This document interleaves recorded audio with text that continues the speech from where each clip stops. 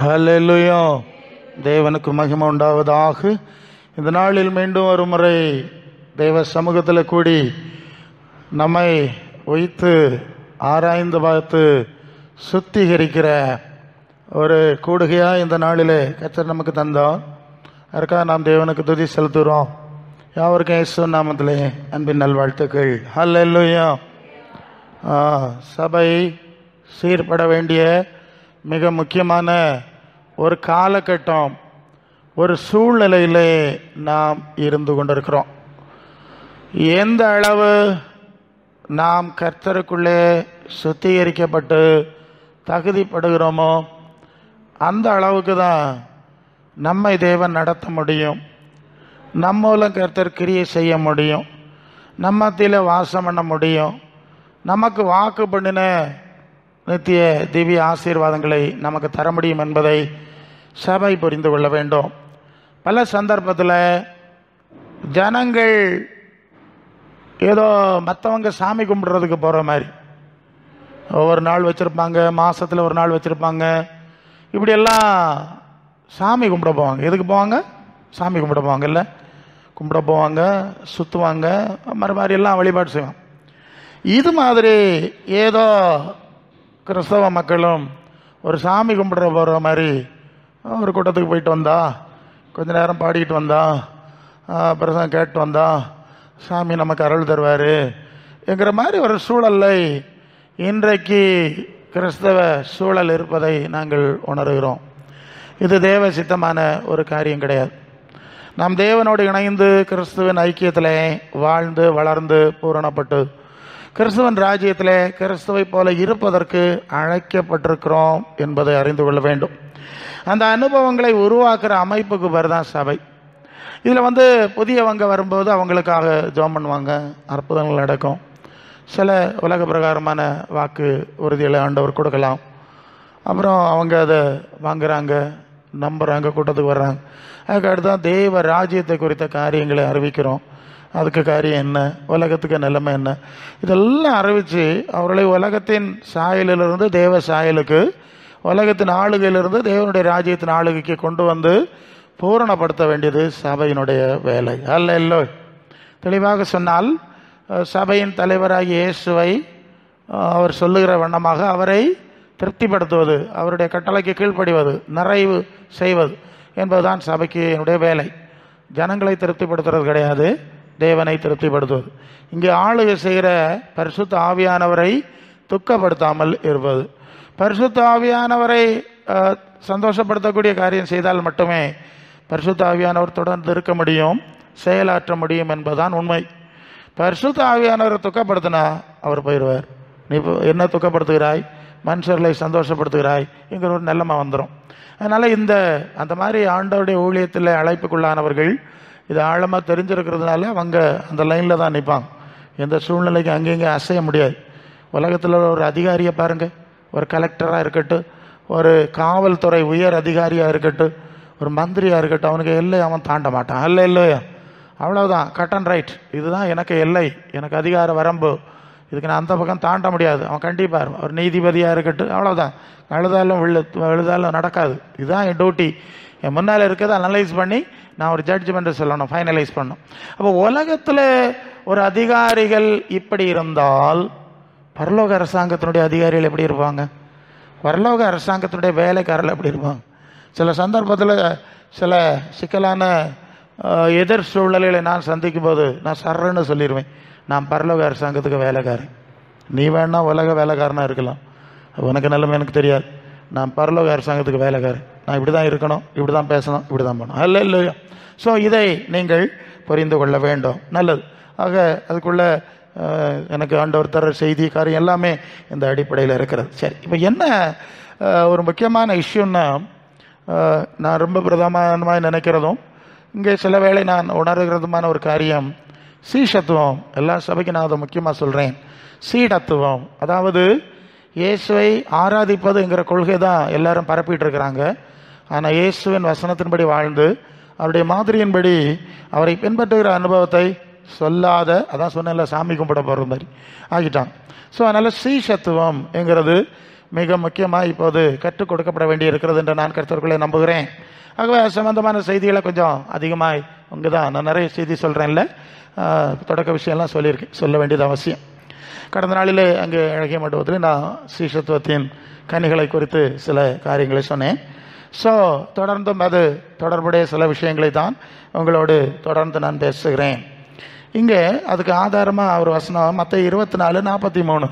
மத்தேயு 24ஆம் அதிகாரம் 43ஆம் வசனத்தில் ஆண்டவர் சொன்னார், தேவனுடைய ராஜ்யம் உங்களிடத்திலிருந்து நீக்கப்பட்டு அதற்கேற்ற கனிகளை கொடுக்கிற ஜனங்களுக்கு கொடுக்கப்படும். வசனம் சரிதானா? மத்தேயு 24:43 தானா? தப்பா? தேவனுடைய ராஜ்யம் அது இல்லையா? உங்களிடத்திலிருந்து நீக்கப்பட்டு கனிகளை கொடுக்கிற ஜனங்களுக்கு கொடுக்கப்படும். ஹல்லேலூயா. இல்லைன்னா லூக்காவை பாருங்க அந்த வசனம். ஹல்லேலூயா. அது ஒரு முக்கியமான வசனம் இல்லையா? அது 21:43. 21:43 மன்னிக்கவும். மத்தேயு 21:43. 24 சொல்லிட்டனோ? சரி, 21:43. ஆகையால் தேவனுடைய ராஜ்யம் உங்களிடத்திலிருந்து நீக்கப்பட்டு அதற்கேற்ற கனிகளை கொடுக்கிற ஜனங்களுக்கு கொடுக்கப்படும். ரொம்ப ரொம்ப சிக்கலான ஒரு வசனம் இது. யூதர்கள், இஸ்ரவேலர்கள், நாங்கள் எல்லாம் தேவ பிள்ளைகள், நாங்கள் தான் தேவ பிள்ளைகள், வேற யாரும் பரலோகத்துக்கு போக மாட்டாவ, நாங்கள் மட்டும்தான் போவோம் அப்படின்னு கண்டிப்பாக நம்பிக்கை வச்சிருக்கக்கூடிய ஒரு பிடிவாதமான மக்கள். இன்றைக்கும் அப்படி தான். அது ஒன்றுக்கும் உதவாது அந்த ஜாதி. ஆனால் அவங்க நம்பிக்கை, விசுவாசம், அறிக்கை என்னன்னா, எங்களை விட்டால் யாரும் பரலோகத்துக்கு போக மாட்டார், நாங்கள் மட்டும்தான் போவோம், அவருடைய சொந்த ஜனம் நாங்கள் தான் என்று நம்பிக்கையோடு இருந்தவர்கள் இருக்கிறவர்கள். இயேசுவின் காலத்தில் அப்படி இருந்தார்கள், அது உண்மை. அவர்களை பார்த்து தான் ஆண்டவர் இந்த வார்த்தையை சொன்னார், தேவனுடைய ராஜ்யம் உங்களிடத்திலிருந்து நீக்கப்பட்டு அதற்கேற்ற கனிகளை கொடுக்கிற ஜனங்களுக்கு கொடுக்கப்படும். அப்போ தேவனுடைய ராஜ்யம், பரலோக ராஜ்யம்ங்கிறது அதற்குரிய தகுதிகள் அடைந்தவர்களுக்கு கிடைக்கக்கூடிய ராஜ்யம். சரிதானே? அது கிறிஸ்தவ மார்க்கத்துக்குரியவர்கள்னு சொல்லலை, எந்த கூட்டத்துக்கு போகிற வேணும் அங்கே ஒன்றும் சொல்லலை. பரலோக ராஜ்யத்துக்குன்னு சில அதுக்குரிய அடிப்படைகள் இருக்கிறது, பேசிக்ஸ். அந்த தகுதி, அந்த தன்மைகள் வர வேண்டும், வர வைக்க வேண்டும். சரியா? அது வரையிலன்னா 30 வரையும் 40 வரையும் கூட்டத்துக்கு வந்தாலும் அந்த ராஜ்யத்துக்குள்ளே போக முடியாது. அது இஸ்ரவேலரோட நிலைமை தான். அவங்க தலைமுறையாக அவங்க அந்த மார்க்கத்தில் இருந்தாலும் போக முடியாதுன்னு ஆண்டவர் சொல்லிவிட்டார். ஆக இங்கே நாம் புரிந்து கொள்ள வேண்டிய காரியம், நாம் நம்மை அந்த தேவனுடைய ராஜ்யத்துக்கு ஏற்ற தகுதி உள்ளவர்களாய் மாறும்படி அழைக்கப்பட்டிருக்கிறோம். கொலோசியர் 1ஆம் அதிகாரம் 12-13, கொலோசியர் 1:12-13, இருளின் அதிகாரத்திலிருந்து நம்மை ஒளியிலுள்ள, முதல் வசனம், ஒளியிலுள்ள பரிசுத்தவான்களுடைய சுதந்திரத்தில் பங்கடையும்படி நம்மை தகுதி உள்ளவர் ஆக்கினவரும், இருளின் அதிகாரத்திலிருந்து நம்மை விடுதலையாக்கி நமது அன்பின் குமாரனுடைய ராஜ்யத்துக்கு உட்படுத்தின பிதாவை ஸ்தோத்தரிக்கிறோம். அப்போ முதல்ல என்ன சொல்லியிருக்குன்னா, தகுதி, அதாவது பரிசுத்தவான்களுடைய சுதந்திரம். பரலோகத்தை பற்றி என்ன சொல்லியிருக்கு? அது பரிசுத்தவான்களுடைய சொத்து. அந்த பரிசுத்தவான்களுடைய சொத்தை பரிசுத்தவான்கள் தான் அடைய முடியும். அது அடிப்படை. அதை பரிசுத்தம் இல்லை அதோடு அடைய முடியாது, தெளிவு. இப்போ பரிசுத்தவான்களுடைய சொத்தை நீங்கள் அந்த சுதந்திரத்தில் உங்களுக்கும் பங்கு கிடைக்கும்படி உங்களை தேவன் தகுதி அடையும்படி அழைத்திருக்கிறார். அல்லேலூயா. அப்போ அந்த தகுதி, அந்த கனி வராவிட்டால் அந்த சூழ்நிலை அனுபவிக்க முடியாது. இது ரொம்ப தெளிவாக இருக்கணும். நீங்கள் ஜெபம் பண்ணுவீங்க, உங்களுக்கு ஆண்டவர் அற்புதம் செஞ்சிருப்பார், நன்மை தந்திருப்பார், பல காரியம் நீங்கள் ஆண்டவருடைய நாமத்தில் சாதிச்சிருப்பீங்க. இதெல்லாம் உலகத்தில் உள்ளது, உலகத்தில் தானே சாதிச்சிங்க. அப்போ உலகத்தோடு நிற்கும். இது அந்த பக்கம் வராது. அந்த பக்கம் வரணும்னா பரலோக ராஜ்யத்தில் கனிகளாய் அங்கே என்டர் பண்ணக்கூடியது, அங்கே போய் சேரது எது அப்படின்னு ஒரு, ஆமாம், சாபத்தீடான ஒன்றும் அங்கே உள்ள பிரவேசிப்பதில்லை, அசுத்தமானது பிரவேசிப்பதில்லை, அது பரிசுத்தவானுடைய ராஜ்யம் என்பது ஒரு அடிப்படை அறிவு. ஆக பரிசுத்தமான அனுபவங்கள் மட்டுமே, பரிசுத்தவான்கள் மட்டுமே அங்கே செல்ல முடியும். ஆகவே ஆண்டவர் நம்மை அந்த தகுதி அடையும்படி அழைத்திருக்கிறார். தகுதி ஆனதுனால அழைக்கல, தகுதி அடைஞ்சிட்டோங்கிறதுல, தகுதி அடையணுங்கிறதுக்காக நம்மை அழைத்திருக்கிறார். மத்தேயு 5:48 இருதயத்திலே சுத்தமுள்ளவர்கள் பாக்கியவான்கள், அவர்கள் தேவனை தரிசிப்பார்கள் வாசிக்கிறோம். அப்போ தேவனை தரிசிப்பது இருதயத்தில் சுத்தமுள்ளவர்கள். அங்கேயும் மத பேர் இருக்காது. நான் இதை அடிக்கடி சொல்லுவேன். அவன் கிறிஸ்தவனா, இந்துவா, முஸ்லீமா, அந்த பேச்செல்லாம் கிடையாது. அவன் இருதய சுத்தமுள்ளவனா. நான் வாலிபனாக இருந்த காலத்தில் இந்த சாது சுந்தர் சிங் அப்படின்ற ஒரு ஊழியக்காரர் இருந்தார். காவி விட போட்டிருப்பார். சீக்கிய மார்க்கத்தை சேர்ந்தவர். அவர் ஆண்டவரை ஏற்றுக்கொண்டு ஆண்டவரை தரிசித்து இந்த மார்க்கத்துக்கு வந்துட்டார். வந்த பிறகு அவரை வீட்டிலேருந்து துரத்திட்டாங்க. அவர் ஓடி போயிட்டார். ரொம்ப வருஷத்துக்கு பிறகு தன்னுடைய சொந்த கிராமத்துக்கு போனார். அங்கே அவர் சந்தித்த நிகழ்வு அடிப்படையில் அவர் சொன்ன செய்திகளை சின்ன சின்ன புஸ்தகங்களாக வெளியிட்டிருந்தாங்க. தமிழில் டிரான்ஸ்லேட் பண்ணியிருந்தாங்க. டயோசிசன் புக் ஸ்டாலில் நாகர்கோயிலில் கிடைக்கும். ஒரு புஸ்தகத்துக்கு தலைப்பு என்னன்னா, கிறிஸ்துவுடன் இல்லாத கிறிஸ்தவர்கள், கிறிஸ்துவுடன் இருக்கின்ற கிறிஸ்தவர் அல்லாதவர்கள். இப்படி தான் பெரிய தலைப்பு அது. கிறிஸ்துவுடன் இல்லாத கிறிஸ்தவர்கள், கிறிஸ்துவுடன் இருக்கின்ற கிறிஸ்தவர் அல்லாதவர்கள். அந்த புஸ்தகத்துக்கு கண்டென்ட் என்னன்னா, செய்தி என்னன்னா, அநேகர் கிறிஸ்தவ மார்க்கத்தில் இருக்கிறார்கள், ஆனால் தங்கள் செயலாலும் சிந்தையாலும் கிறிஸ்துவோடு இல்லை, கிறிஸ்துவுக்கு எதிராக இருக்கிறார். இன்னொரு பிரிவார் இருக்கிறார்கள், அவர்கள் கிறிஸ்தவ மார்க்கத்தில் இருக்கிறார்கள், கிறிஸ்துவன் சிந்தை இல்லாமல் இருக்கிறாங்க. கிறிஸ்தவ மார்க்கத்தில் இல்லை, ஆனால் அவர்களுக்குள்ள கிறிஸ்துவன் குணங்களும் தன்மைகளும் இருக்கிறது. இப்போ புரியுதா நான் சொல்லுது? இந்த வசனம் அதுக்கு மேட்ச் ஆகுது. அது வசனத்துக்கு எதிராக பேசலை. ஆண்டவர் அப்படி தான் சொல்கிறார். எனக்கேற்ற கனி யார் இடத்துல இருக்குது, அதுதான் முக்கியம். அதனால தான் இன்னொரு சந்தர்ப்பத்தில் ஆண்டவர் சொல்வார், நீதிமான்களை அல்ல பாவிகளையே மனம் திரும்புதலுக்கு. ஏன்? நீதிமான் தானே, அவன் இன்னும் நீதி செய்யட்டும், அப்படியே போட்டோம், நீதிமான் இன்னும் நீதி செய்யட்டும் அப்படி சொல்லியிருக்கு. அப்போ பாவிகள், அவன் பாவிகளாக இருக்க முடியாது, அவங்க மனம் திருந்த வேண்டும், அவள் நீதிமான்கள் ஆகணும் அப்படின்னு சொல்லியிருக்கு. சரி, அப்போ அப்படி சொல்லும்போது அதில் அந்த புஸ்தகத்தில் பல விஷயம் சொல்லுகிறார். அதில் ஒரு விஷயம் சொல்லுகிறேன். இவர் அந்த கிராமத்துக்கு, சொந்த கிராமத்துக்கு பல வருஷங்களுக்கு அப்புறம் வந்தார். அப்போ அவருடைய பால்ய நண்பர்கள், குழந்தை பிராயத்தில் கூட விளையாடின நண்பர்கள் எல்லாம் வந்தார்கள். சுந்தர், எப்படி இருக்கிறாய்? நீ இயேசுநாதனுடைய கொள்கைக்காய் போய்விட்டாய் என்று தெரியும். இயேசு மிகவும் நல்லவர், அவரை நீ பின்பற்றுவதை குறித்து எங்களுக்கு சந்தோஷம், மகிழ்ச்சி தான் அப்படின்னு சொல்லிட்டு, ஆனால் இந்த கிறிஸ்தவ மார்க்கத்தார் நடத்துகிற கோழி பண்ணையில் மட்டும் போய் சேர்ந்துடாத. அவங்க சொன்னது, இயேசு நல்லவர் தான், அவரை பின்பற்று. இந்த கிறிஸ்தவ மார்க்கத்தார் நடத்துகிற அன்னைக்கு இந்த கிறிஸ்தவ மிஷனரி சூழ்நிலையெல்லாம் இருக்கலாம், இந்த கோழி பண்ணையில் மட்டும் போய் சேர்ந்துடாது. அவங்க அப்படி தான் புரிஞ்சு வச்சுருக்காங்க. இயேசு நல்லவர் தான், ஆனால் அந்த ஆளோ சரியில்லை, இயேசுக்கு அவருக்கு சம்மந்தம் இல்லை. அப்போ புரிஞ்சுட்டு நினைக்கிறேன். அப்போ நாம் பரலோக ராஜ்யத்துக்குரிய கனிகளுடையவர்களாக மாறணும்.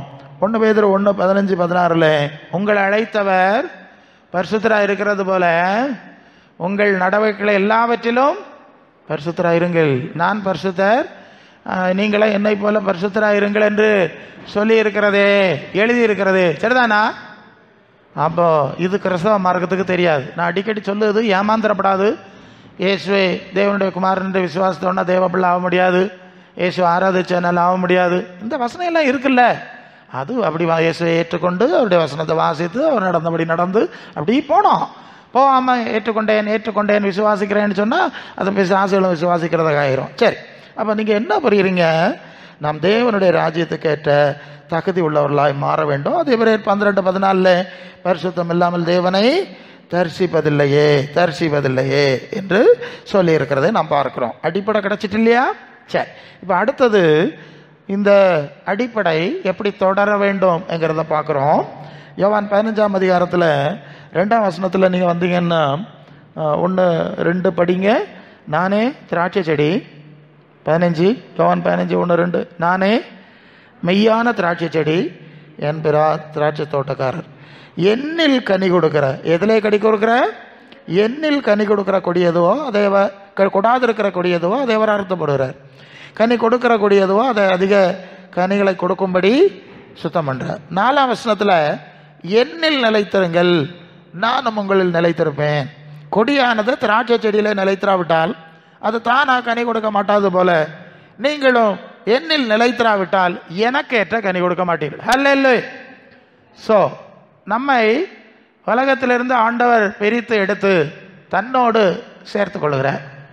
அந்த செடி, அந்த திராட்சை செடியோடு இணைந்து இருக்கக்கூடிய கொடியை போல அவர் இணைத்து வைத்திருக்கிறார். அப்போ இயேசுவோடு ஒரு இணைப்பில் அவருடைய வசனத்தின்படி அவருடைய மாதிரியை தியானித்து அவருக்குள்ளே இருந்த ஆவியினால் நடத்தப்படுற ஒரு இணைப்பு. இந்த இணைப்புக்குள்ளே இருக்கும்போது மட்டும்தான் அந்த கிறிஸ்துவுக்கு ஏற்ற கனிகள் நமக்குள்ளே வர முடியும் என்பதை நாம் அறிந்து கொள்ள வேண்டும். அல்லேலூயா. கிறிஸ்துவுக்கு ஏற்ற கனி, என்னில் நிலைத்திருங்கள், நீங்கள் எனக்கேற்ற கனி கொடுக்க வேண்டும். 8ஆம் வசனத்தில், நீங்கள் மிகுந்த கனிகளை கொடுப்பதனால் என் பிதா மகிமைப்படுவார், எனக்கும் சீஷராயிருப்பீர்கள். எனக்கும் சீஷராயிருப்பீர்கள். அப்ப இயேசுவின் சீஷத்துவம் எப்படி வருகிறது என்று சொன்னால், அந்த இயேசுவோடு இணைக்கப்பட்டு இயேசுக்கேற்ற கனிகளை கொடுக்கும்போது மட்டுமே நாம் இயேசுவின் சீஷர்லங்கிற தகுதிக்குள்ள வர்றோம். சரியா? சரிதானே? நுட்பமான வசனத்தை பேசுறேன், பிரசங்கிமார் பேசுகிற கட்டுக்கதையெல்லாம் நான் பேசலை, அது எனக்கு தேவையில்லை. இயேசுவோடு நிலைத்திருக்கிறோம். அதுக்கு வேணும்னா 1 யோவான் 1:3, எங்களுடைய ஐக்கியம் பிதாவோடும் அவருடைய குமாரனாக இயேசு கிறிஸ்துவோடு இருக்கிறது, அதனால அவருக்கு ஏற்ற கனி எங்களுக்குள்ள இருக்கிறது. வேணும்னா எங்களுக்கு கூட வருங்க, இல்லைன்னா வேற ஆளுகளுக்கு பின்னால் போங்க, அப்படி இருக்கு. சரியா? சரி. அப்போ இயேசுவின் வார்த்தை மாதிரியிலே நிலைத்திருக்கிறதான ஒரு அனுபவத்தை அது குறிக்கிறது. 1 யோவான் 2:6 சொல்லுது இல்லையா, அவருக்குள் நிலைத்திருக்கிறேன் என்று சொல்லுகிறவன் அவர் நடந்தபடியே தானும் நடக்க வேண்டும், அல்லது நடப்பார்கள். நான் இயேசுவோடு இருக்கிறேன், நான் இயேசுவோடு நடக்கிறேன், அவருக்குள்ள இருக்கிறேன், அவர் எனக்குள்ள இருக்கிறார் அப்படின்னு யாராவது சொன்னா அவங்க என்ன செய்வாங்களா? அவர்கள் இயேசு நடந்தது போலவே நடப்பார்கள். நடக்க வேண்டும், நடப்பார்கள், சந்தேகம் இல்லை. சரி. அப்ப இயேசுவின் சீஷத்துவம் என்பது இயேசுவுக்கு ஏற்ற கனிகளை கொடுக்கிற அனுபவமாக இருக்கிறது என்பதை நாம் முதலாவது மனசில் கொள்ள வேண்டும். அந்த அனுபவம் இல்லைன்னா, அதாவது ஏன் இதை சொல்கிறோன்னா, இப்போ பல காரியங்களை சொல்லி நீங்கள் சீஷராகி விட்டீர்கள் என்ன வேணா அவங்களுக்கு சொல்லலாம். இந்த நாட்கள் எல்லாம் என்னென்னா சர்டிஃபிகேட் கொடுக்குறாங்க. இந்த உலகத்தில் படிச்சிருந்தா சர்டிஃபிகேட் கொடுக்குறாங்கல்ல, இது மாதிரி பேப்டிசன் சர்டிஃபிகேட்டு, ஞான ஸ்நானம் எடுத்தாருன்னு ஒரு சர்டிஃபிகேட்டு, சீஷத்துவ சர்டிஃபிகேட் ஆஃப் டிசைபிள்னஸ், சரியா, அப்படின்னு கொடுக்குறாங்க. ஊழியத்துக்கு எல்லாம் படிப்பு எல்லாத்துக்கும் ஒரு சர்டிஃபிகேட் யார் கொடுக்குது? இவங்களே கொடுத்துருக்காங்க. இல்லை இவங்க தான் கொடுக்குது. ஸோ அதுக்கு சில கேம்ப் வைப்பாங்க, ட்ரைனிங் கொடுப்பாங்க, சில டீச்சிங்ஸ் எல்லாம் கொடுத்துருப்பாங்க, நான் இல்லைன்னு சொல்லலை. ஒரு டைப்பு இருக்கிறத பார்க்குறோம். அப்போ இதை வாங்கினவங்க, ஓ நான் சீசன் ஆகிடுச்சு, எப்படி ஆனீங்க? அது இன்னொரு சர்டிஃபிகேட் கொடுத்தாங்க. ஆனால் ஆண்டவர் நமக்கு சர்டிஃபிகேட் தர வேண்டும். அல்லேலூயா. ஏன்னா நாம் யாருக்கு சீசர்னா இயேசுக்கு தான் சீசர். ஒரு சபைக்கு சீசன் கிடையாது. என்ன போல பிரசங்கிமாருக்கு சீசன் ஆக்க முடியாது, நாங்கள் ஆக்க முடியாது, நிறைய பேர் ஆக்குறாங்க, அது வேற விஷயம், அப்படி செய்ய முடியாது. இயேசுக்கு சீசர் ஆகும்போது நீ சீசனாக இருக்கிறாங்கிற உறுதியை அந்த இயேசு தான் உங்களுக்கு தர வேண்டும். அல்லேலூயா. நாங்கள் தர முடியாது. இது ரொம்ப முக்கியமாக மனசில் வைங்க. அப்போ இயேசு எப்படி தர முடியும் என்றால், அவருக்கேற்ற கனிகள் உங்களுக்குள்ள இருந்தால்தான். அது சொல்லிட்டார்ல, எனக்கும் நீங்கள் கனி கொடுப்பீர்கள், அப்போதான் எனக்கும் சீஷர்களாக இருப்பீர்கள் என்று அழகாய் சொல்லுகிற ஒரு காரியத்தை நாம் பார்க்கிறோம். 16ஆம் வசனத்தில் யோவான் 15:16, நீங்கள் என்னை தெரிந்து கொள்ளவில்லை, நான் தான் உங்களை தெரிந்து கொண்டேன். நீங்கள் என் நாமத்தில் பிதாவிடத்தில் கேட்டுக்கொள்கிறது எதுவோ அதை கொடுக்கத்தக்கதா நீங்கள் போய் கனி கொடுக்க வேண்டும். உங்கள் கனி நிலைத்திருக்கணும். ஒரு நாள் 2 நாள் கனி கொடுக்கறதில்லை, சாவது வரைக்கும் அந்த கனிகள் நிலைத்திருக்க வேண்டும். அதிக கனிகளை கொடுக்கிற நிலையில் இருக்க வேண்டும் என்று அங்கே ஆண்டவர் விளக்குற ரொம்ப அழகாக. எவ்வளோ விளக்கம் பார்த்தீங்களா? அப்போ இயேசுவின் சீஷத்துவத்தின் அடிப்படை இயேசு கேட்ட கனிகளை கொடுப்பதில் தான் இருக்கிறது, வேறு எதிலும் அல்ல. அல்ல அது என்ன வேணாலும் சொல்லிட்டு போட்டு, இதுதான் அடிப்படை. நீங்கள் ஏன்னா பல சடங்குகள் எல்லாம் கிறிஸ்டியானிட்டியில் நிறைய வழிபாட்டு சடங்குகள் முறைகள்லாம் இருக்குது. அது செஞ்சா சீசன், இதை செஞ்சா சீசன்லாம் சொல்லுவாங்க. நீங்கள் எந்த வழியில் கடந்து வர்றீங்களோ இந்த மரத்தை அதன் கனியினால் அறியலாம்னு ஆண்டவர் சொல்லியிருக்கார். நல்ல மரம் நல்ல கனி கொடுக்கும், கெட்ட மரம் கெட்ட கனியினால அறியணும். அப்போ இந்த கனி வராவிட்டால் நீங்கள் எந்த சடங்காச்சாரம் நீங்கள் எப்படி வேணாலும் வச்சுட்டு போங்க, செஞ்சாலும் அது ஆண்டவரால் அங்கீகரிக்கப்படாது. அப்போ நம்ம கவனத்தில் கொள்ள வேண்டியது, இயேசுவின் சீஷத்துக்குரிய கனிகள் என்னிடத்தில் இருக்கிறதா அல்ல, இதுதான் முக்கியம். இருக்குதா இல்லையாங்கிறத நீங்களும் சிந்திக்கலாம். வசனங்களை வாசிக்கும்போது தெரிஞ்சிடும் நமக்கு, ஐயோ இந்த கனி என்கிட்ட இல்லையே, எல்லாருக்கும் தெரியுதான் இப்படி இல்லையே. அதுதான் அந்த வசனங்களை ரீட் பண்ண சொல்றோம். இதை முதலாவது மனசுல நீங்கள் வைக்க வேண்டும். அல்லேலூயா. இப்போ இயேசுவின் சீஷத்துக்கேற்ற கனிகள் இருந்தால் மட்டும்தான் அதுக்குரிய விளைவை பார்ப்போம். யோவான் 14:2-3, நான் ஒரு ஸ்தலத்தை உங்களுக்கு ஆயத்தம் பண்ண போகிறேன், நான் இருக்கிற இடத்துல நீங்களும் இருக்கும்படி உங்களை வந்து சேர்த்துக்கிடுவேன். அப்போ இயேசுவுக்கு ஏற்ற கனிகளும் குணங்களும் தன்மை நமக்குள்ள இருந்தாதான் அவர் இருக்கிற இடத்துக்கு போக முடியும். சரிதானே? சந்தேகம் இல்லை. அவர் வந்து நம்ம கூட்டிகிட்டு போனோன்னா நம்ம பிள்ளைகள் தானே நம்ம ஸ்கூலுக்கு போகிறோம். எவ்வளவு பிள்ளைகள் வர்றாங்க, காத்து நின்று நம்ம பிள்ளை எங்கே வருது எப்போ வருதுன்னு பார்த்து அதை மட்டும் பக்கமாக கூட்டி வண்டியில் ஏற்றி கொண்டு வர்றோம். அப்போ நம்ம பிள்ளைகளை தான் நம்ம கூட்டிகிட்டு வர்றோம், அடுத்த பிள்ளைகளை கூட்டல். இது மாதிரி தான் ஆண்டவர் வரும்போது அவருக்கு நம்ம பிள்ளைகள் அவருக்கு உகந்த கனி உள்ள சாயல் தன்மை உள்ள தன்னுடைய பிள்ளைகளை மட்டுமே அவர் இருக்கிற இடத்திற்கு அழைத்து செல்ல முடியும். புரிஞ்சதில்லை? கனி வேணும், கனி இருக்கிறவங்களை மட்டும்தான் அழைத்து செல்ல முடியும். லூக்கா 22:28-29, லூக்கா 22:28-29 ஆண்டவர் வந்து அந்த கர்த்தருடைய பந்தின்னு சொல்லுவான்ல, ராப்போஜனத்தில் உட்காந்துருக்கார். இப்போ வேற யாரும் கிடையாது, 12 பேர் மட்டும்தான் இருக்காங்க. சரிதானே? நிறைய பேர்லாம் மற்ற நேரம்லாம் பிறதான் கேட்டாங்க. இப்போ மேல் வீட்டறையில் 12 பேரோடு மட்டும் இயேசு இருக்கிற ஒரு சூழ்நிலை. அப்போ சொல்லுற, எனக்கு நேரிட்ட எல்லா சூழ்நிலைகளிலும் எல்லாத்துலேயும் என்னோட கூட இருந்தது நீங்கள் தான். சரிதானே? மற்றவங்க எல்லாம் போகிறதுக்கு நோய் போகிறதுக்கு வந்தாங்க, வந்து ஓடி போனாங்க, அட்ரஸ் எல்லாம் போனவங்க எல்லாம் உண்டு. நீங்கள் அப்படி கிடையாது. A to Z எல்லா சூழ்நிலையில் எங்களோடு இருந்தீங்க, நீங்கள் தான் இருந்தீங்க. அதனால நான் உங்களுக்காக ஒரு ராஜ்யத்தை ஏற்படுத்துகிறேன். நல்ல இல்லையா? உங்களுக்கா, ஏன் என்னோடு கூட இருந்தவர்களுக்கு, அதுதான் முக்கியம், மற்றவங்களுக்கு அல்ல. இல்லை ஏசுவேன் பலர் சொல்லலாம், கூட்டத்துக்கு வரலாம், வருஷங்கள் வரலாம், இங்கே சடங்காச்சாரெல்லாம் அதெல்லாம் பற்றி பேசலை. எனக்கேற்ற என் கூட எல்லா நிலையிலும் என்னோடு இணைக்கப்பட்டிருந்த உங்களுக்காய் ஏற்படுத்துகிற அந்த ராஜ்யம் என்று சொல்லி அவர் சொல்லுகிற ஒரு காரியத்தை நாம் பார்க்கிறோம். அப்புறம் யோவான், ஓகே, அந்த வசனம் பார்த்துட்டோம். லூக்கா சுவிசேஷம் 16ஆம் அதிகாரம் 19 படிக்கும்போது இந்த காரியத்தினுடைய இன்னொரு அடிப்படையை நான் உங்களுக்கு சொல்ல வேண்டும். சொல்லி இருக்கலாம், ஆனால் ஒன்ஸ் மோர் சொல்லணும். இது கிறிஸ்தவங்களுக்கு சொல்ல வேண்டிய ஒரு காரியம். அப்போ இயேசுவோடு நிலைத்திருக்கிறவர்கள் என்ப அடிப்படையை நான் சொல்லிட்டேன். அவர்களுக்கு தான் இந்த ராஜ்யம் கொடுக்கப்படும், சீசர்களுக்கு கொடுக்கப்படும். இப்போ அந்த லூக்கா 16-19 அந்த ஐஸ்வர்யவான் லாசர் சம்பவத்தை நாம் படிக்கிறோம். இங்கே வந்து 2 மனிதர்கள், அது 2 விதமான ஜனங்கள்.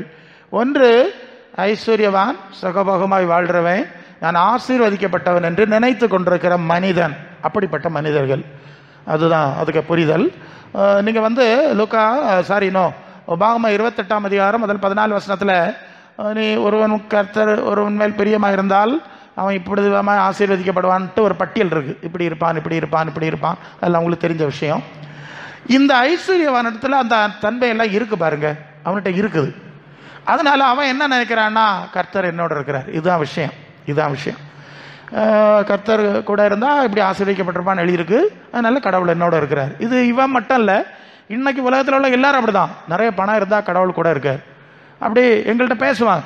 சமீபத்தில் கூட ஒரு நபர் பேசினார், பாருங்க கடவுள்கிட்ட அருளால் நான் நல்லா இருக்கிறேன், இத்தனை சொத்து வாங்கியிருக்கேன், இத்தனை வீடு வாங்கியிருக்கேன், இத்தனை 3 நாள் கார் நிற்குது சொல்கிறார்.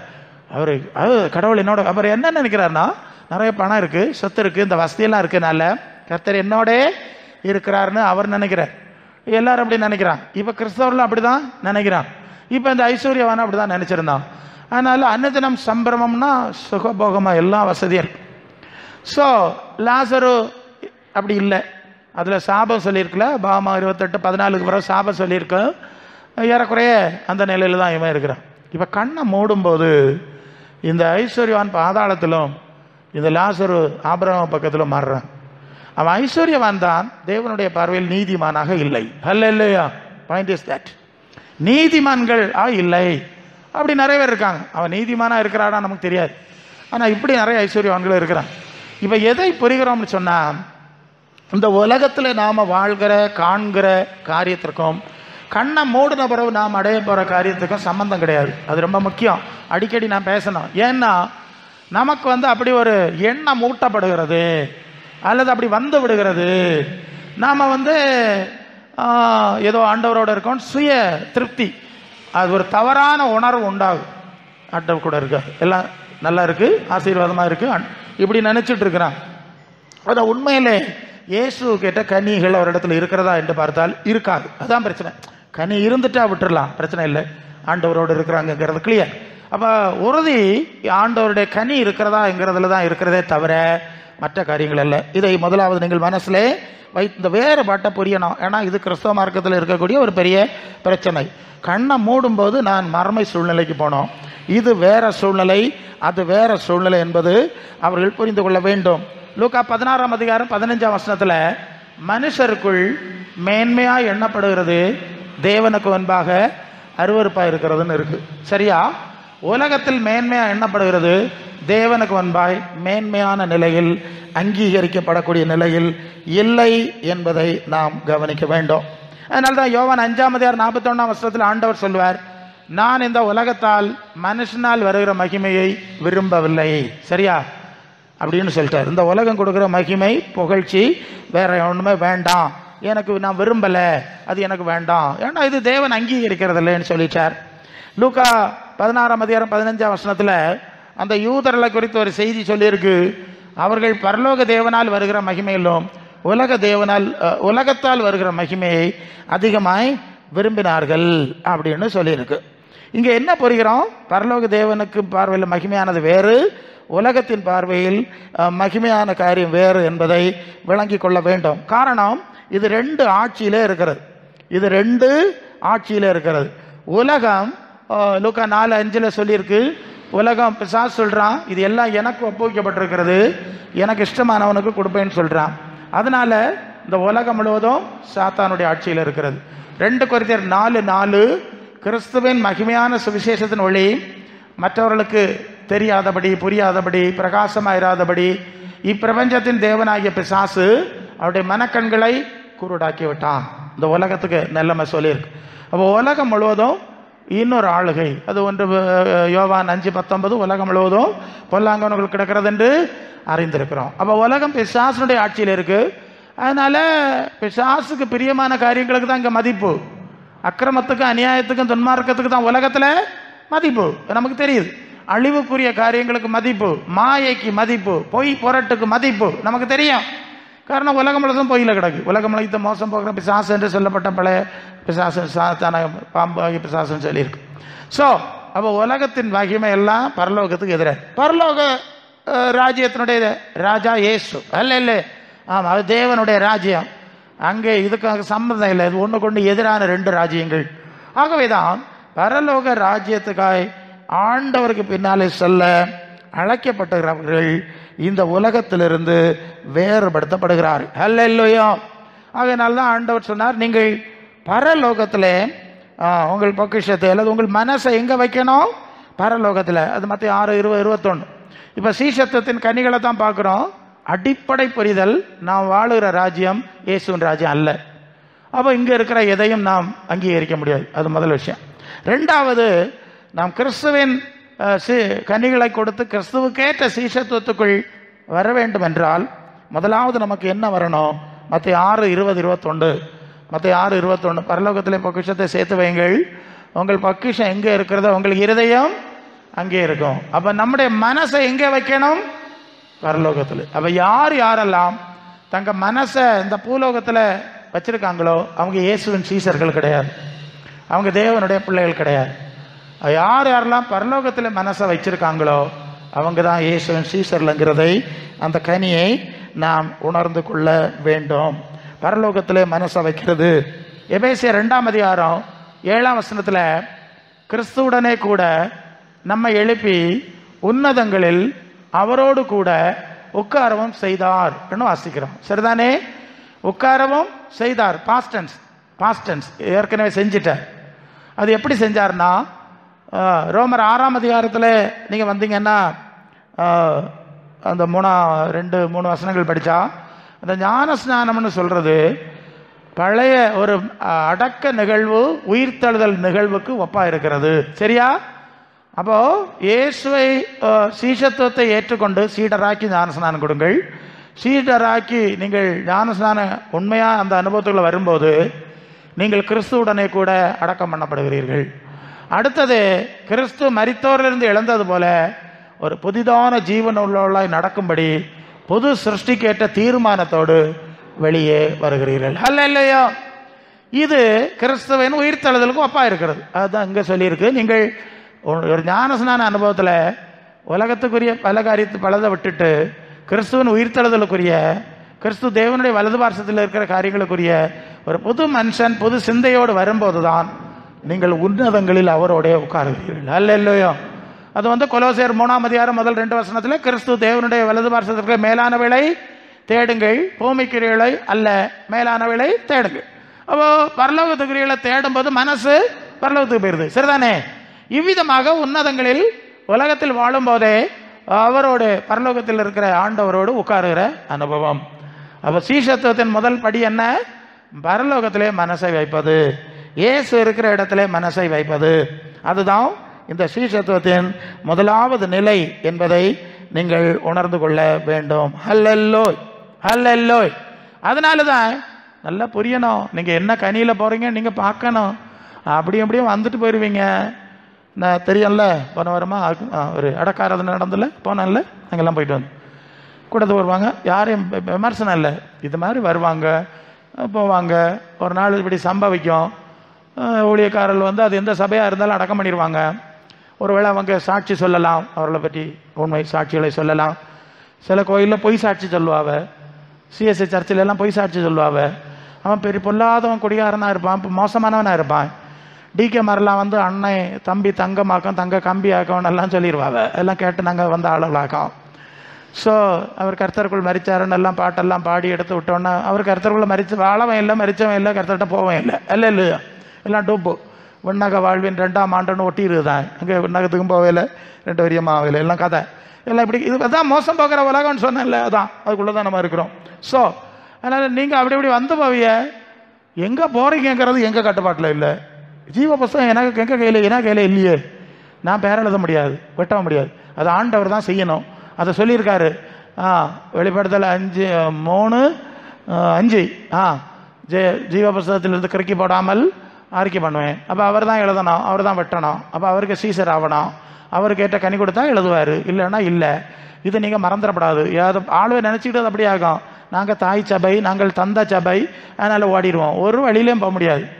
ஏசுவோட இருக்குதுயா. நாங்கள் அப்படி தான் திருப்பிரசங்க நேத்தம் கேத்தலிக் ஏரியாஸில் எல்லாம் நாங்கள் பேசுவோம், வீடுகளுக்கு போவோம். நேற்று ஒரு அம்மா கூட அதிகமாகவே அன்பியத்தில் இருக்கிறாங்க, நிறைய கேள்வி கேட்டாங்க. மற்றவங்க பதில் சொல்லிட மாட்டாங்க. நான் தான் போனேன். உட்காருங்க பாஸ்டர், கேட்கணும். வாட்ஸ்அப்பில் எல்லாம் சொல்லிகிட்டு இருக்கிறோம், பேசிகிட்டு இருக்கிறோம். நாங்கள் கேளுங்க சொல்கிறேன். ஒவ்வொன்றா எடுத்து வச்சேன். அவங்களுக்கு ஒரு புரிதல் அவங்க கொடுத்துருக்குறாங்க. அப்போ மரபக்கத்து காரியத்தை பைபிளை எடுத்து வாசிக்க சொன்னால் எப்படி இல்லையா இருக்குன்னா சிக்கல் தான். சரியா? இப்படி எல்லாருமே நம்பி போயிட்டுருக்கோம். அதில் அதான் தைரியமாக வெளியிடத்துலையும் பேசுகிறோம். அவ்வளோதான். நீ எந்த சபைக்கு போகிறாங்கிறத பற்றி உன்கிட்ட கேட்கல, நீ ஆண்டவரோட இருக்கிறியாங்கிறத உன்னை கன்ஃபார்ம் பண்ணணும். அங்கே போய் சேர வேணா, இதை பாருன்னா ஓகே, அதை ஏற்றுக்கொண்டு தான் ஆகணும், தப்ப முடியாது. மற்றவங்க அந்த சபை சரியில்லை, அந்த சபைக்கு வாங்கன்னு சொல்லுவாங்க. நான் அப்படி சொல்ல மாட்டேன், நான் இப்படி தான் சொல்லுவேன். சரி, அப்போது அதை நீங்கள் பார்த்துக்கணும். நீங்கள் ஒரு சபையை பார்த்தீங்கன்னா உங்களுக்கு புரியணும். ஏன்னா இன்னைக்குள்ள மாடர்ன் லெவல் என்ன இருக்குங்கிறத ஆவியானவர் எனக்கு சொல்லி தர்றதுனால சொல்கிறேன். பழைய சபையில் நீங்கள் பார்த்துருப்பீங்க, கத்தோலிக்க சபையை பார்த்தீங்க, சிஎஸ்ஐயை பார்த்தீங்க, பழைய பெந்தேகோஸ்தே சபையை பார்த்தீங்க. அங்கே உள்ள விசுவாசிகளுக்கு level, type of living, life style, அவங்க வாழ்க்கை முறையெல்லாம் பார்த்தீங்க.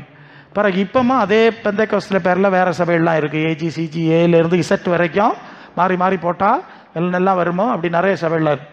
ஸோ அங்கேயும் ஆவி இருக்கான், அங்கேயும் ஆவி இருக்கான், அங்கேயும் முங்காவலாம், அங்கேயும் முங்காவலாம், அங்கேயும் சத்தியம் எல்லாம் சொல்லிக்கிறாங்க. நீங்கள் பார்த்தீங்கன்னா தெரியும் அவங்க எப்படி இருந்தாங்க, இவங்க தெரியுதில்ல, வித்தியாசம் தெரியுதில்ல. ஸோ இனி ஒரே சபையில் கூட பார்த்தீங்கன்னா சிலர் சில மாதிரி இருப்பாங்க, வேறு பல ரீதியில் இருப்பாங்க, சபையில் வர்றாங்க. அப்போது அவைய நினச்சிடுவாங்க நம்ம எல்லாம் ஒரே கூட்டணியில் இருக்கிறதுனால செத்தப்புறம் ஒரே கூட்டணியில் போய் இருப்போம்னு நினச்சிடுவாங்க. இருக்க மாட்டாங்க. அல்ல, இது கண்ணை மூடுவதவரை இப்படி இருப்போம். கண்ணை மூடுற அப்புறம் நீ அங்கே இரு, நீ இங்கே இரு, இல்லையா போ, எல்லாம் பிரித்து தனியாக விட்டாவான். அங்கே போனால் பாஸ்டர் அங்கே நிற்காரு, பாஸ்டர் அங்கே தான் நிற்பார், நீங்கள் பாஸ்டர் அங்கே தான் நிற்பார், அவருக்கு இடத்துல அவர் நிற்பார், உங்கள் இடத்துல நீங்கள் நிற்கணும். ஐயே, அது பிரசங்க எல்லாம் பண்ணணும். இல்லையா, ரொம்ப நுட்பம். அதனால தான் அந்த ஆவிக்குரிய அனுபவம் அறிவுள்ள விசுவாசிகள் அசையவே மாட்டார்கள். அல்ல, அவங்களுக்கு இதெல்லாம் படித்து கொடுத்ததுனால எனக்கு இடத்துக்கு நான் போகணும், எனக்கு தந்த பாதையில் நான் ஓடணும், எனக்கு கேட்ட கனியை கொண்டு நான் போண்டிய இடத்துக்கு போகணும். உனக்கு வேணும்னா படி ஜோமன்னு போய் சேருக்குள்ள வழியே பாரு. இல்லையா, எங்களுக்கு கூட்டணியில் இருக்கனால வர முடியாது. ஆனால் நீங்கள் ஒரு கவனித்து புத்தி சொல்லி அப்படியே நீங்கள் வளரும்போது அந்த லெவலுக்கு வந்துடலாம். அதுதான் சபை அப்படி வச்சாங்க. இது ரொம்ப மனசில் இருக்கணும், ஏமாந்துடப்படாது. நான் சரியாக சொல்லிடுவேன், அவ்வளோதான். அதனால் நாங்கள்லாம் உங்களை விட பல லெவலுக்கு மேலே போயிடுவோம். அப்படி தான் என் வீட்டில் நான் எல்லாம் அப்படி தான் படிச்சு வச்சுருக்கேன். உனக்கு இடத்துக்கு போகிறக்குள்ள வழியே நீங்கள் பார்க்கணும், அதுவும் அப்படி இப்படி கிடக்கும். அதுவும் எல்லாரும் நாங்கள் அங்கே தான் போவே இல்லையோ, நீங்கள் மட்டன் தானோன்னு இஞ்ச பாட்டு கண்ணை முடன கூட எல்லாம் ஆஃப் ஆகிரும் பார்த்துக்க. அப்புறம் அங்கே போனால் கதை வேறையா இருக்கும். அப்படி தான் ஆண்டவர் சொல்லி தந்திருக்காரு. சரி, அப்போ இதில் மனசில் வச்சு நம்ம இந்த உலகத்தில் வாழ்கிற வாழ்க்கைக்கும் மறுமையை சந்திக்கிறதுக்குள்ள வேறுபாட்டை நீங்கள் மனசில் வைத்துக்கொள்ள வேண்டும். அல்லேலூயா. அதனாலே ஆண்டவர் சொல்லுகிறார், நீங்கள் யோவான் 15:19 நான் உங்களை உலகத்திலிருந்து தெரிந்து கொண்டேன். அதான் விஷயம். நீங்கள் உலகத்தார மாதிரி அப்படியே போறக்கு உங்களை விட்டுறல, அதுலேருந்து பிரித்து எடுத்தபடினாலே இந்த உலகம் உங்களை பகைக்கிறது. அப்போ என்ன அர்த்தம்? இந்த உலக மாடலுக்கு முற்றும் எதிரான ஒரு சூழ்நிலைக்கு, ஒரு தன்மைக்கு உங்களை நான் கொண்டு வந்தேன் என சொல்லுகிறார். ஹல்லேலூயா. அதான் ரோமர் 12:2 அது கிளியராக சொல்லியிருக்கு. சபைக்கு, ரோம சபை, நீங்கள் இந்த பிரபஞ்சத்துக்கு ஏற்ற வேஷம் தெரியாமல் தேவனுக்கு பிரியமும் நன்மையும் பரிபூர்ணமான சித்தம் இன்னதென்று பகுத்தறியத்தக்கதாய் மனம் புகுதிதாகிறதுனாலே மறு ரூபமாகுங்கள். சரிதானே? இது ரோம சபைக்கு எழுதுனது தானே. இப்போ சொல்லுவாங்க, நாங்கள் ரோமன் கேத்தலிக்குன்னு இந்த ரோமர் நிருபத்தை கொண்டு கொடுத்து இது தானே உங்கள் சபைக்கு எழுதின நிருபம், செய்திகளான்னு கேட்டால் என்ன சொல்ல போறாவ? சொல்லிக்கிடுவாவ பலதையும் தாயாக்கம் தவப்பனாக்கம். சரி, இப்போ என்ன பார்க்குறோம்? உலகத்துக்கு மாறுபட்ட, ஏன்னா மறுமை உலகத்துக்கு எதிராக இருக்கிறதுனால இங்கேயே வாழ்க்கையை மாற்றி அமைச்சிடுறார், அப்படியே கொண்டு போயிடுறார். இதை நீங்கள் மனசில் வைக்கணும். உலகத்திலிருந்து தெரிந்தார் பிரித்தார் என்கிறதை நாம் விளங்கி கொள்ள வேண்டும். அப்போ முதலாவது பரலோகத்தில் மனசில் வைங்க. ரெண்டாவது, உலகத்திலிருந்து பிரிக்கப்பட்டு உலகத்துக்கு எதிரான ஒரு மனநிலைக்கு வாங்க, ஏன்னா பரலோகம் உலகம் எதிராக இருக்கு. மூணாவது, மத்தேயு 11:29 ஆண்டவர் சொல்லுகிறார், நான் சாந்தமும் மனத்தாழ்மையுமா இருக்கிறேன், என் நுகத்தை உங்கள் மேல் ஏற்றுக்கொண்டு என்னிடத்துல கற்றுக்கொள்ளுங்கள். யார் இடத்துல கற்றுக்கொள்ளணும்? இயேசுக்கு சீசராக இருக்கணும்னு சொன்னால் சாத்தான்கிட்ட படிக்க முடியாது, வேற இடத்துல படிக்க முடியாது, இயேசுகிட்ட தான் படிக்கணும். அவருக்கு சீசா ஆகுது இல்லையா, அவர்கிட்ட தான் படிச்சாகணும். அப்போ என்னிடத்துல கற்றுக்கொள்ளுங்கள். அப்போ என்னிடத்துல கற்றுக்கொள்ளுங்கள்னு சொல்லும்போது தன்னுடைய ஒரு தன்மையை அந்த இடத்துல குறிப்பிடுகிறார். என்ன தன்மை? நான் சாந்தமாக இருக்கிறேன், தாழ்மையாக இருக்கிறேன். அல்ல, முக்கியமான விஷயம்.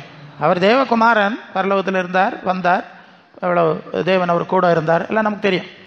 ஆனால் இப்போ சொல்கிறார், நான் தாழ்மையாக இருக்கிறேன். அப்போ இயேசுவன் ஒரு முக்கியமான குணம், அவரே சொல்லுகிறார், நான் தாழ்மை குணம் உள்ளவனாக இருக்கிறேன். அப்போ தாழ்மை குணம் உள்ளவரோடு நடந்தால் நமக்கு தாழ்மை வருமா பெருமை வருமா? சொல்லுங்க. தாழ்மை உள்ளவனோடு நடந்தால் தாழ்மை வரும், பெருமை உள்ளவனோடு நடந்தால் பெருமை வரும். அதான உண்மை. அப்போ இயேசுவோடு நடந்தால் இயேசுவன் தாழ்மை வர வேண்டும். இப்போ இயேசுவிட்ட கற்றுக்கொண்டா அவர் ஒரு நாளும் பெருமையை படித்து தர முடியாது. அவர் தாழ்மை உள்ளவர் தாழ்மை தானுங்க படித்து கொடுப்பாரு, பெருமை கற்றுக் கொடுக்க முடியாது. அதான் சொல்லிட்டார், உலக மனுஷர் கொடுக்குற மகிமையை நான் விரும்புறதில்லைன்னு சொல்லிட்டார். இது மனசில் வைக்கணும். அப்போ தாழ்மை தன்மை கனி நம்மிடத்தில் இருக்கிறதா என்பதை மனசில் நாம் சிந்தித்து கொள்ள வேண்டியது அவசியம். நீங்கள் பிலிப்பியர் 2 5-8 வரை போனால், 2:5-8 வரை கிறிஸ்து இயேசுவின் சிந்தையே உங்களிலும் இருக்க கடவுதுன்னு சொல்லிட்டு அதில் ஒரு முக்கியமான சிந்தையை சொல்லியிருக்காங்க. அவர் தேவ குமாரனாக இருந்தோம், தேவ எனக்கு சமமாய் அல்லது பரலோக ராஜ்யத்தில் அவருக்கு பக்கத்தில் இருக்கக்கூடிய மகிமை உள்ளவராக இருந்த போதிலும் அவர் தம்மை அடிமையின் ரூபம் எடுத்து மனுஷ சாயலானார். உலகத்தில் பிறந்தபோது ஒரு அரண்மனையிலே பிறக்கவில்லை, வயல்வெளியிலே தங்குகிற ஒரு அடிமை. ஒரு அவங்க மாட்டு கட்டுற மாட்டு தொழிலெல்லாம் பிள்ளைகளையும் ஆமாம் பெற்றெடுக்கணும். இவருக்கு நிலைமை அப்படி தான். அதான் ஒரு அடிமை, அவனுக்கு வீடு கிடையாது, கூடாரங்களில் அடிமை, மாடுகளை மாதிரி வாழ்வான். அப்படிப்பட்ட ஒரு சூழலில் மாட்டுத் தொழுவத்தில் அல்லது கழுதை தொழுவத்தில் அவர் பிறந்தார். அப்போ தாழ்மையின் அளவு எவ்வளவு தாழ்த்தி இருக்கிறாருங்கிறதை அவருடைய பிறப்பிலேயே அறிந்து கொள்ளலாம். அதுக்கு பிறகு அவர் மரண பரியந்தம் தாழ்த்தினார். இது சாவுக்கு தன்னை ஒப்பு கொடுத்தார். எப்படிப்பட்ட மரணம்னா, 2 கள்ளர்களுக்கு நடுவில், யாருக்கு நடுவில்? 2 கள்ளர்களின் நடுவில் ஒரு கள்ளனை போல தொங்குகிற அளவுக்கு அவர் தன்னை தாழ்த்தினார். அல்ல, தாழ்மையின் அளவு இயேசு இடத்துல படிக்கணும்னு பார்த்துட்டு இருக்கோம். அவர் மாதிரியே பவுலடியார் அதை பிலிப்பி சபைக்கு எழுதுவார். இயேசு எப்படி வாழ்ந்தார் தெரியுமா, அவர் எப்படி வந்தார் தெரியுமா? தாழ்த்தினார், சிலுவையின் மரண பரியந்தம் 2 கள்ளமாருக்கு நடுவில் தொங்க வைக்கப்படுற அளவுக்கு தன்னை தாழ்த்தினார். இந்த சிந்தையே உங்களிலும் இருக்க கடவுள். சரிதானே? அப்போ இந்த சிந்தை இருக்கா நம்மகிட்ட? எந்த அளவு இருக்கு? இயேசுவன் சீசன் சீசின்னு நம்ம சொல்லிக்கிட்டு தான் மிச்சம். சீசத்துக்கு ஏற்ற கனிகள் இருக்கிறதா, கோணங்கள் இருக்கிறதான்னு நீங்கள் கண்டிப்பாக கன்ஃபார்ம் பண்ணணும், இல்லைன்னா ஏமாந்து போயிடப்படாது. அதனால தான் இந்த வசனங்களை உங்களுக்கு நான் ஞாபகப்படுத்துகிறேன். ஹல்லேலூயா. அப்போ தாழ்மை இருக்கணும், தாழ்மையின் கனி. லூக்கா 9:23 தன்னைத்தான் வெறுத்து தன்னை சிலுவை எடுத்துக்கொண்டு என்னை பின்பற்றாதவன் எனக்கு சீசனாக இருக்க மாட்டான்னு ஆண்டவர் சொல்லியிருக்கார். ஒருவன் பின்பற்ற விரும்பினால் அப்படி இருக்க கடவன்னு சொல்லியிருக்கார். அப்போ தன்னைத்தான் வெறுத்து இயேசு எவ்வளவு தாழ்த்து வெறுத்தாருங்கிறத பார்த்துட்டோம். இந்த சரீரத்தை குறித்தோ, இந்த சரீர வாழ்வை குறித்தோ, இந்த பூமிக்குரிய எதை குறித்தோ, அழிவுக்குரிய எதை குறித்தோ, சாபத்தில் இருக்கிற எதை குறித்தோ மேன்மை பாராட்ட முடியாது. சரியா? அதான் தன்னை வெறுத்தல். தன்னை வெறுக்கிற அனுபவம், தாழ்மை நம்மிடத்தில் இருக்கிறதா என்பதை நீங்கள் சிந்தித்து பார்க்க வேண்டும். ஹல்லேலூயா. இன்னொரு வார்த்தை இருக்குல்ல, தன் சிலுவை எடுத்தல். பொதுவாக இயேசுவை ஏற்றுக்கொண்டால், இயேசுக்கு பின்னால் போனால் நிறைய பணம் வரும், பெரிய வீடு கிடைக்கும், ஏரோப்ளேன் வாங்குவோம், நம்ம எல்லாம் ராஜாவுக்கு பிள்ளைகளாக்கலாம் ஒரு கருத்தை சொல்கிறாங்க. எப்பா, ஏசப்பாவே இப்படி தானே வாழ்ந்திருக்காரு, அப்படியே சீடர்களும் அவரை மாதிரி வாழ்ந்திருக்காங்கல்ல, நீ எந்த ராஜாவுக்கு பிள்ளை? உலகத்தின் ராஜாவாகிய பிசாசுக்கு பிள்ளையா? இல்லையா? அவன் தானே உலகத்தின் அதிபதி எல்லாம் கேட்க வேண்டிய வந்துடும். அப்போது அவர் சிலுவை எடுத்தார். சிலுவைன்னு சொன்னால் மற்ற 5:10 நீதி நிமித்தம் துன்பப்படுகிறவர்கள் பாக்கியவான்கள், பரலோக ராஜ்யம் அவரோட விடுது. சரிதானே? அப்போ பரலோக ராஜ்யம், ஆண்டவர் இருக்கக்கூடிய ராஜ்யம், அவர் இருக்கக்கூடிய இடம், சீசர்கள் அங்கே தான் போவாங்க. இதுதான் நம்ம செய்தி பார்த்துட்டு வர்றோம். அப்போ அப்படி சீசத்துவத்தில் வர்றவங்க நீதி நிமித்தம் துன்பங்களை சகிக்க வேண்டும். தேவனுடைய நீதிக்கு ஏற்ற காரியங்கள், பரலோக ராஜ்யத்துக்கு, உலகத்துக்கு ஏற்ற காரியம் செய்தால் கள்ளமாக இருக்கும், நல்ல மதிப்பு தான். உலகத்தில் சொல்லுவாங்களே, நல்லவனுக்கு காலம் இல்லை, யதார்த்தவாதி வெகு ஜன விரோதின்னு சொல்லுவாங்க. உண்மை பேசுகிறவன் எல்லாம் நம் பகைவன். எல்லாவனுக்கு காலம் இல்லை, கள்ளமருக்கு தான் காலம். சரி, இது உலகம். அது ஏன்னா மோசம் போகிற பிசாசு ஆட்சியில். அப்போ பரலோக தேவனுடைய சாத்தானுடைய ராஜ்யத்தில் பரலோக தேவனுடைய சித்தம் செஞ்சால் என்ன நடக்கும்? யோசிச்சு பாருங்க. எல்லாம் பிரச்சனை தான். என்னதான் நீ எங்கேருந்து வந்தா? ஆமாம், அது ஒரு இது வழக்கு சொல், நர்வான தேசத்தில் உடை உடுத்தவன் பைத்தியக்காரன்னு சொல்லுவாங்களாம். ஆதிவாசிகள் இருக்காங்க, அவங்க ட்ரெஸ் எல்லாம் போடல, ஒருத்தன் சட்டை போட்டுட்டு போனா, டே அவர் கிறுக்கா வந்திருக்கான், நான் அவனு சிரிப்பான்லாம் கொள்ளாமா. இது மாதிரியாக்கும் உலகத்துக்கு நிலைமை. அதனால நமக்கு ஆண்டவருடைய பிள்ளைகளுக்கு துன்பம் இருக்கு. அப்போ நீதி நிமித்தம் வருகிற துன்பங்களுக்கு பேரு சிலுவை. என்னது? சிலுவை என்பதை அறிந்து கொள்ள வேண்டும். அப்போ இயேசுவின் சீடர்கள் சிலுவை சுமக்கிறவர்களாக இருக்கணும். அப்போ இயேசுநாதர் சிலுவை சுமந்தார்ல, அந்த எருசலேம் வீதி வழியாக விழுந்து எழும்பி போனார்ல, கத்தோலிக்கர்கள் இங்கே விழுந்தார் அங்கே விழுந்தார் சொல்லி ரோட்டில் ஓடி படம் காட்டுவாங்க. அந்த இயேசுநாதர் மாதிரி வாழு அவளைன்னு நமக்கு தெரில. சரியா? சரி. அப்போ இந்த சிலுவை இருக்கிறது.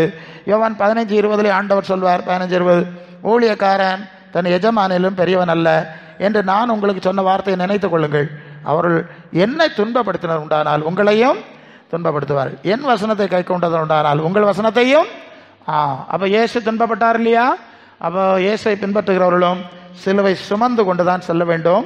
லூக்கா 6:40 சொல்லுகிறார், தேறினவன் எவனும் குருவை போல இருப்பான்.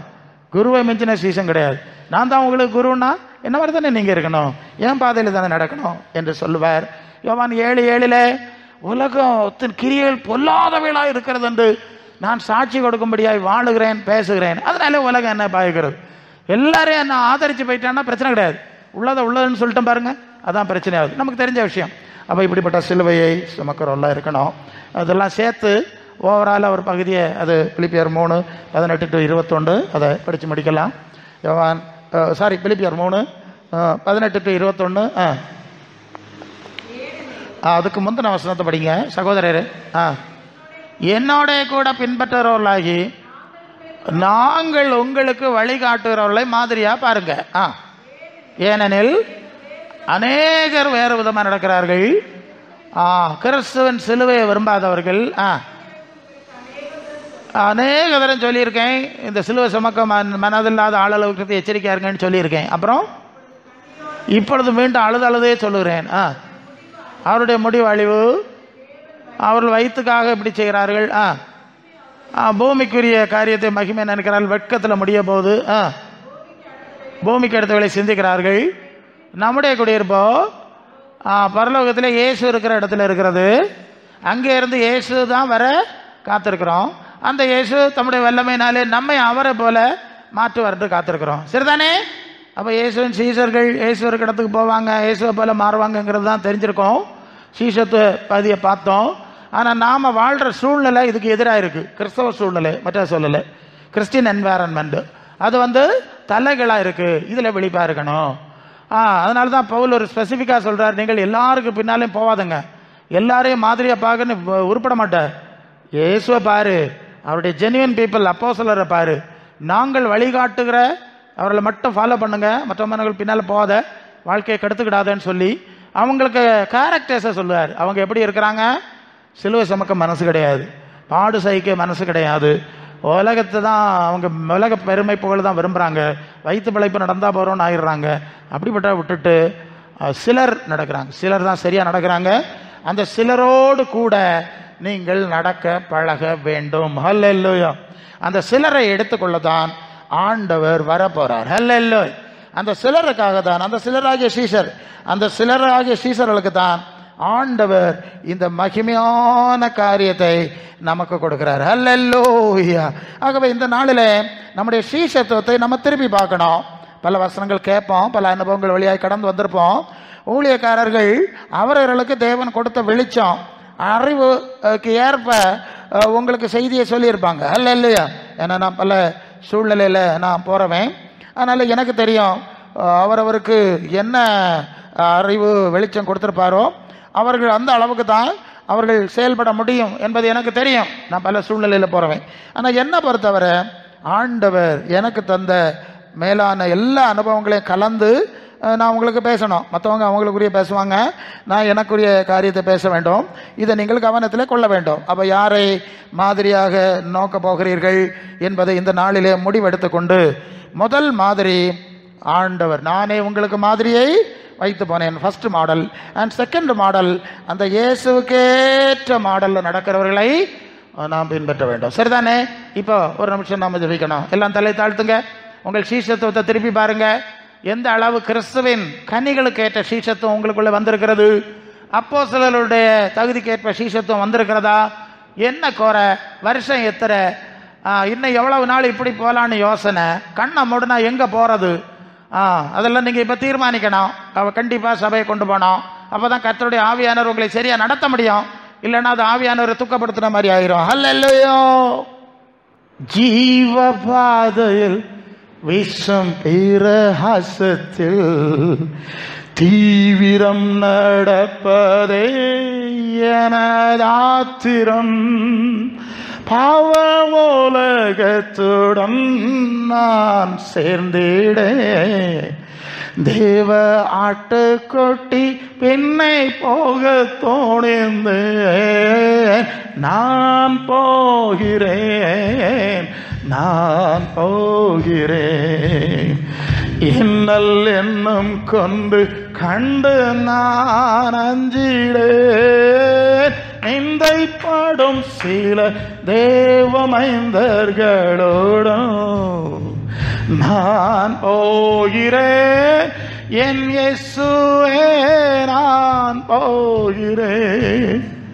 ஓட்டம் தொடங்கின பேரதிகம் மீட்பருடன் போனார் மெத்த மெதுவான், கூட்டம் போதிதண்டு பலர் கூடினார், நாட்கள் போனதான் பலர் வாட்டமாயினார். நான் போகிறேன், நான் போகிறேன். இன்னல் என்னும் கொண்டு கண்டு நான் அஞ்சிடேன், நிந்தை பாடும் சில தேவமைந்தர்களோடும் நான் போகிறேன். என் இயேசுவே நான் போகிறேன். கேட்ட உலகத்தின் கட்டுகளில் நான் பட்டு பரம பாதை விட்டு விலகே, கற்களை என் தலையில் அணையாக்கினம் வெக்கம் அடையேன் மீட்பர்வின் செல்லுவே நான் போகிறேன்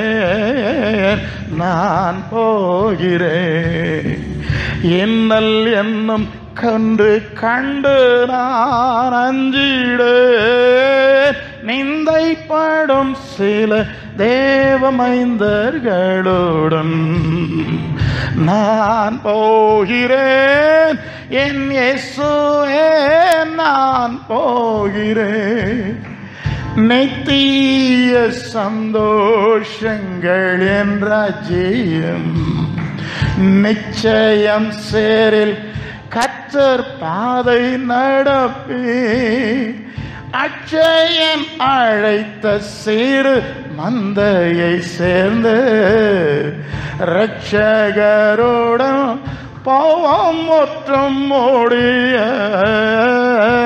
நான்